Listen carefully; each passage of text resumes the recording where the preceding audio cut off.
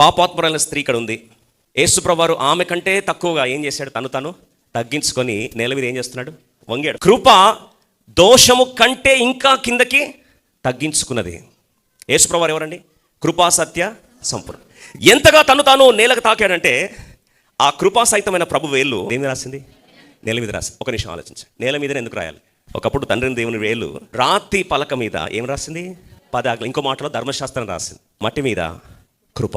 ఎవరు రాస్తున్నారు? యేసుప్రభువారు. ఎవరు? కృపా సత్య సంపూర్ణ. ఎప్పుడైతే కృప అక్కడ రాయడం ఆరంభించాడో తాము మనస్సాక్షులు ఏమైనారంటండి? గుచ్చబడ్డారంట.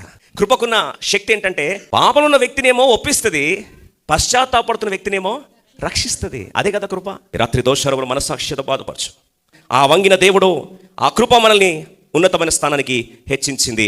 పరలోకమందు ఉన్నతమైన స్థలముల మీద మనల్ని కూర్చుండబెట్టింది. పరలోకపు ప్రతి ఆశీర్వాదం మీద మనల్ని వారసులుగా చేసింది. ఈరోజు ఆ కృపను ఎలా మర్చిపోతావు? I do not condemn you anymore. ఈ రాత్రి దోషారోపణ మనస్సాక్షి గద్దిస్తూ ఉందా? పరిశుద్ధాత్మ దేవుడు నీ పాపం గురించి నిన్ను ఒప్పిస్తాడు. ఈ తేడా తెలుసుకోవాలి. సాతానుడు నేరారోపణ చేస్తాడు. Holy spirit God convicts. ఒప్పించినప్పుడు నువ్వు ఒప్పుకుంటే వెంటనే క్లియర్ అయిపోతుంది. ఇంక దాన్ని ఎప్పుడు గుర్తు చేసుకోడు. సముద్ర అగాధములో పడవేశాడు. తూర్పుకు పడమడికి ఎంత దూరమో అంత దూరం వేసాడు. తెలుసా అండి? ఈస్ట్ వెస్ట్ పోల్స్ ఎప్పటికీ కలవవు.